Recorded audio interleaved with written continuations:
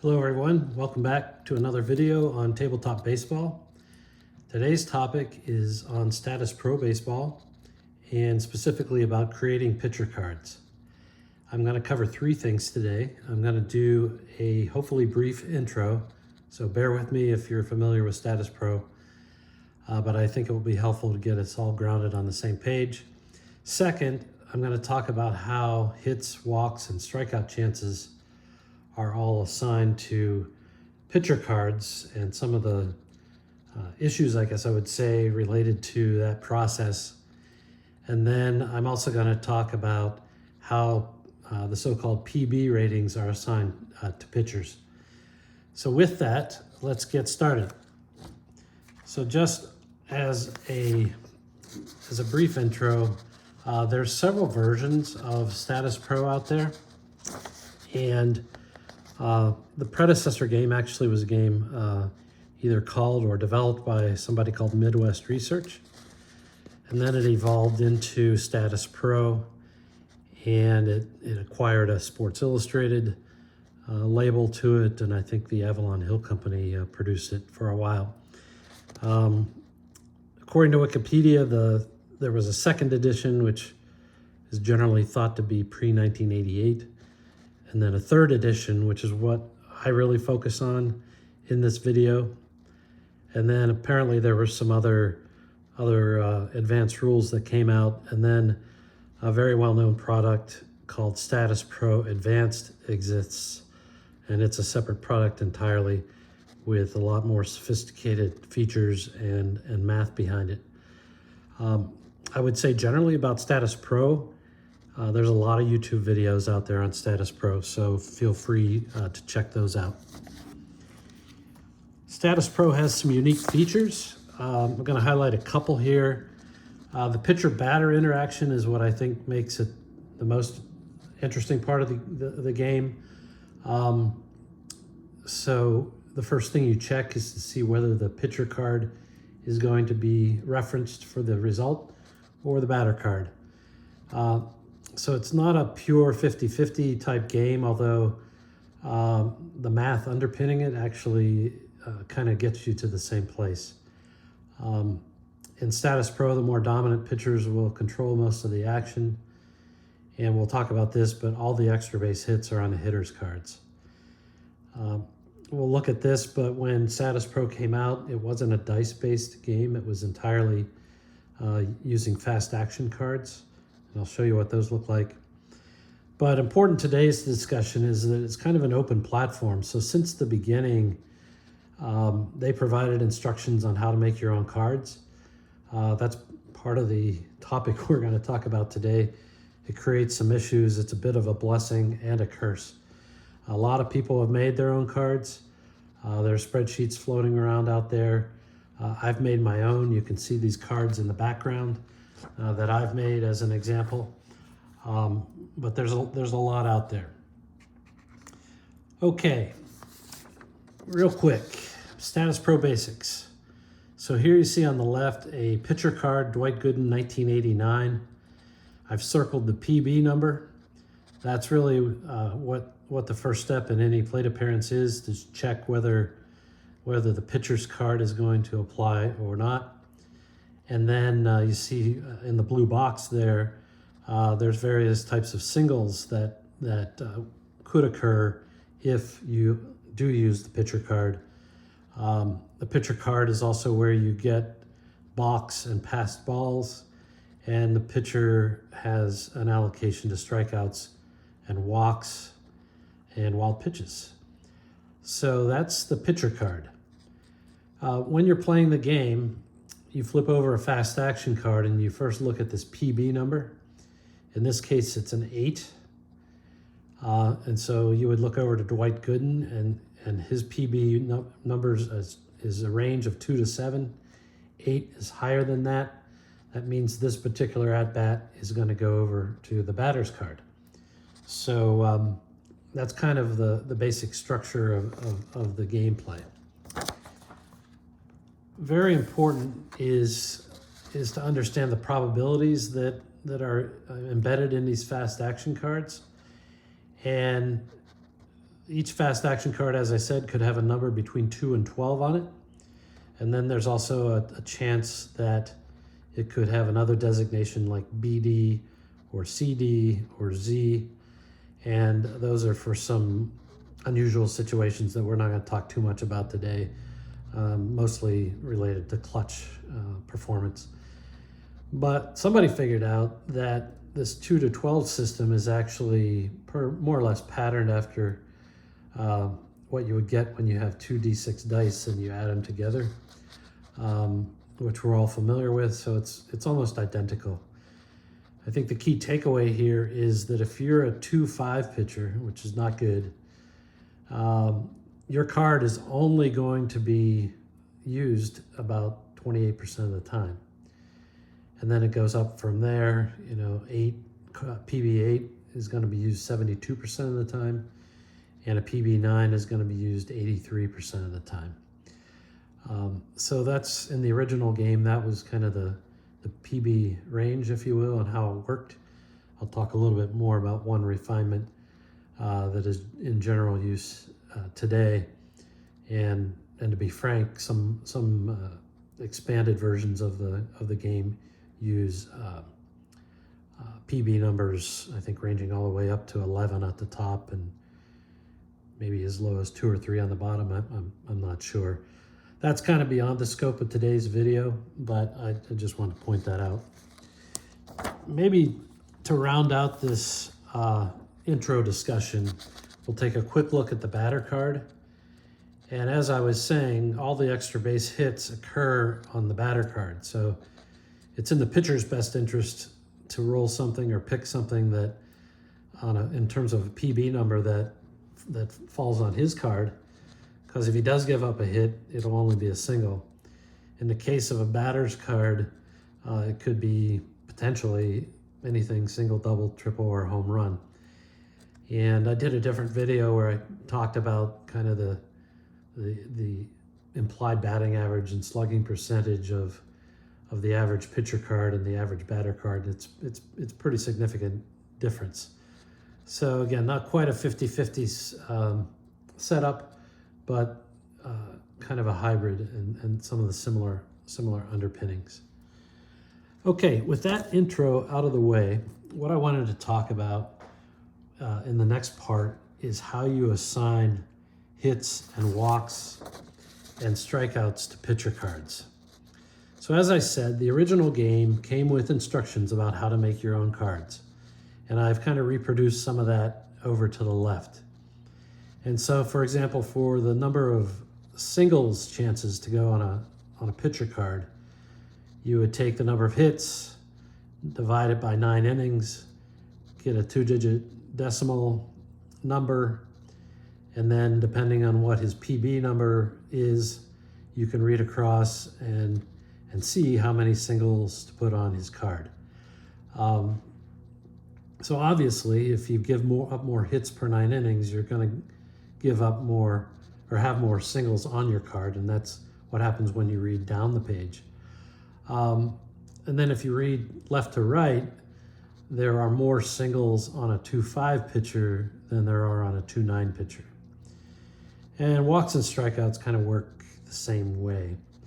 Now, on the surface, this all seems logical, but in fact, it's incorrect. And although it's not intuitive, for any given row, the 2-5 pitchers should have fewer hits or walks compared to the 2-9. So one could argue what you should do is, at a very minimum, just reverse the column headings on this chart. That would be a big step forward compared to what they published. And what basically happened with these original tables is the PB2-5 pitchers are too weak and the 2-10 pitchers are too dominant. And this is really the whole reason for the video, because I still see today that these tables from the original instructions kind of have eternal life, and unless somebody is really willing to do a lot of research on the game and understand that these were superseded, they're going to end up using these. Somebody just sent me a pretty nice chart making or card making spreadsheet the other day, one I hadn't seen before, and it has a lot of nice features on it, some of which I'd like to put in my spreadsheet. But I went to the lookup table, and sure enough, it's a replication of the tables you see in front of you here. So, you know, no matter how nice the spreadsheet looks, it's going to produce pictures that you know, are going to be out of whack, at least at the extremes. And so if you're looking at somebody's cards, whether they're free or for sale, it might be useful to understand how they assign the hits, walks, and strikeouts to their pitcher cards. So what do you do about the fact that this is all wrong? As I said, one of the things you can do is just reverse the order of the column headings here. That would be step one. Fortunately, you don't have to do that. And what I'm going to show you here is actually something that's available on John Pudner's website, pudnersports.com. And here is an example where he actually has PB numbers ranging from 2-4 to 2-9. And he's constructed this chart, instead of hits per innings pitched, he's constructed as hits per batters faced, which is way much better than the other way. But what you can see here is what I said, which is if you're reading any particular row, the lower PB numbers actually get fewer hits than the higher ones. And this is all necessary to make sure that the math works out, because you know, if the 2-9 card is getting hit all the time by the dice roll or by the fast action card, you're going to want the appropriate number of hits or walks or what have you.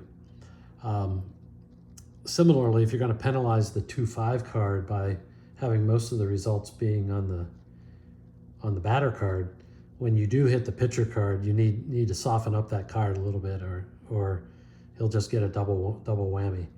Again, it's a bit counterintuitive, but it's been mathematically proven that the original charts were not right. So where does that leave us? Well, there was a person at some point in time, apparently named David Lesueur, who published an article in All-Star Replay newsletter. And in that article, he came up with the correct mathematical formulas for purposes of assigning hits and walks and strikeouts to pitcher cards. And in the article I read, supposedly even Statis Pro started using these new formulas for the 1980 and beyond season sets. Now, I'm not about to try to explain these formulas to you in this video. I did download from somewhere a Word document that explains how these formulas work and how to implement them. Somebody also sent me a spreadsheet as well. I've incorporated all that into my spreadsheet. If you want to see the Word document, or if you want to see my own spreadsheet, just send me an email to the address that's highlighted here in blue. I guess the conclusion here is, if the math is done corrected, all PB ratings are valid. You know, I had a Facebook interaction today with someone, and they more or less said, except for very extreme outliers, they only use 2-6 through 2-8, and they hardly ever use 2-5 or 2-9. And the reason being is probably that they're using the original allocation formulas or tables, and they realized that the pitchers were just, you know, too extreme. One person, I think, told me about a Ron Guidry 2-9 card he has, and he's doing a replay, and he's in September, and Guidry's something like 26-1 in terms of win-loss record. So yeah, that can be problematic. You know, that's the main purpose of this video, is just to make you aware of this. And particularly if you start building your own spreadsheet, you got to do some research. The second topic, main topic for this video, is just how do you go about assigning a PB rating to pitchers? Well, this is where the original instructions weren't that bad. Essentially what they were saying is you take the full distribution of pitchers, and they were recommending using ERA, and you list them from low ERA to highest ERA. And then what they were recommending is the top 5% or the best 5% of the pitchers by ERA got a 2-9 rating. The next 10% got a 2-8 rating. The next 30% got a 2-7 rating. And actually, in the original game, the next 40% got a 4-7 rating. And then, I'm sorry, a 2-6 rating, apologies. There was no 4-7 in the original game. And then the last 15% got a 2-5 rating. One important point here, I'm showing a normal distribution here. I don't know that ERAs are distributed normally, and that may be why this allocation methodology wasn't symmetrical. In more modern versions of Statis Pro, you will see this 4-7 PB rating, and that was designed to kind of split up the 2-6, and it corresponds, the 4-7 corresponds to a 50% likelihood of hitting on the pitcher card. And it just makes for a little bit more refined PB rating assignments. And so I think that's illustrated visually here fairly accurately. You know, when I had to insert the 4-7, I arbitrarily just split the 2-6 in half at 20% each. I do have a question out to the forums as to whether there's a different or better way to do that. You know, I think this is probably reasonable. I'll give you a very reasonable answer. So continuing on the discussion of the PB number. So what's the best basis for assigning the PB numbers? Well, as I said, the original instruction suggested using ERA as the basis for PB. I would say this is okay, but not ideal. There's a lot of things that affect a pitcher's ERA other than his underlying performance. And so I've explored other bases for assigning PB ratings. One that I was honing in on for a while was called component ERA, or sometimes known as ERC. And that attempts to calculate what your ERA would be just based on your underlying statistics, you know, batters faced, walks, hits, batsmen, et cetera, et cetera.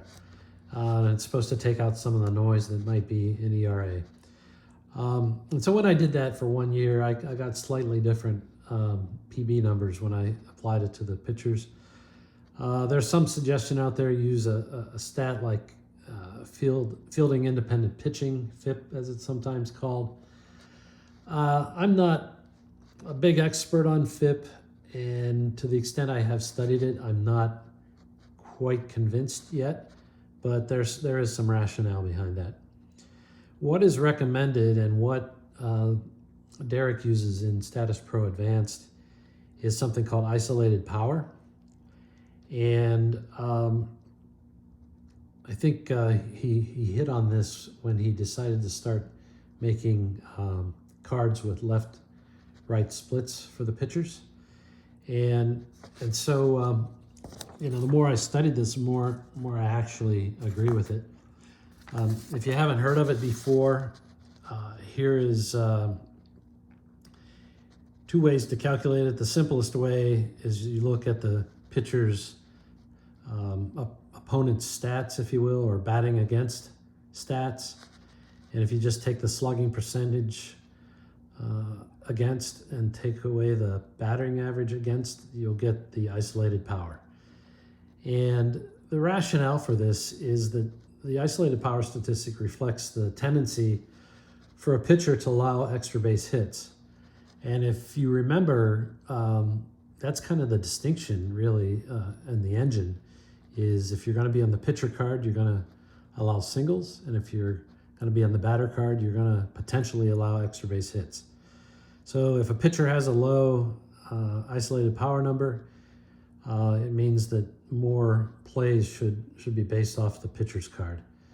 That would, a low ISO would correspond to a higher PB number like a 2.8 or a 2.9.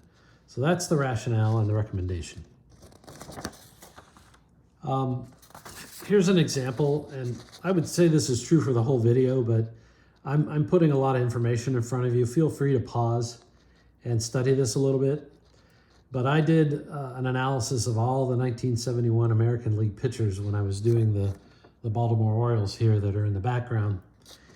And as part of that process, I calculated isolated power for every pitcher. And then I divided up the whole league into those slices that I showed on the bell curve. And then I created this lookup table in my spreadsheet. So if you're under 079, you're going to get a 9 isolated power. And then if you're below 093, but above or at or above 079, you're going to get an 8, and so on. And you can see here that I have inserted the 4-7, which, if you think about it, is kind of like a 6.5 PB rating. So when I did that, this is what happened to the Baltimore Orioles. And if you remember, the Baltimore Orioles had 4 20-game winners, which you see here. And then they had a pretty good relief pitcher, Eddie Watt.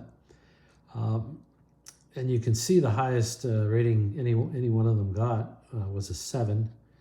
You got 2 7s, a 4-7, and then a 6. Now that's only half the story, because if you look at their cards, which I don't expect you to be able to read this, but if you look at their cards, not only do they have the PB number, but then each one has a customized number of hits that's on his card. And this is all about getting the math to work out based on his real life statistics and how the batters did against him.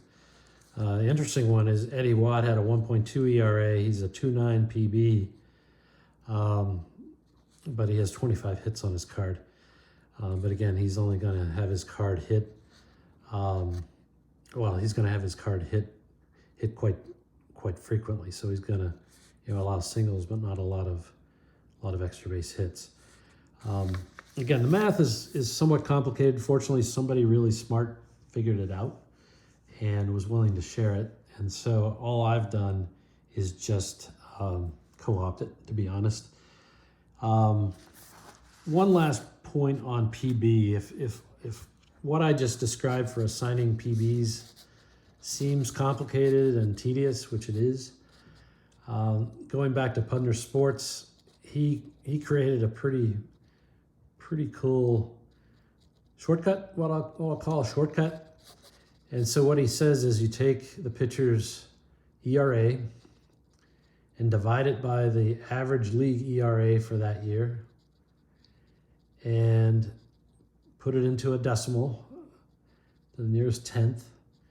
And you just go down here and you look up this rating. And so if he had an ERA that was 60% or less than the league ERA, then he gets a 2.9. On the other side, if his ERA was 1.4 times the league average or higher, in John's game, he actually assigns a 2.4 to the pitcher. I don't have a 2.4 in my game, and the original only had the low of 2-5. So again, you can pause the video and write that down and use it if you're so inclined. So with that, I'm ready to wrap up, but I will say you're fortunate that Statis Pro has a lot of information available out there to use. And there is the Statis Pro Advanced game. So if you've never tried Statis Pro, you might want to jump into that game first.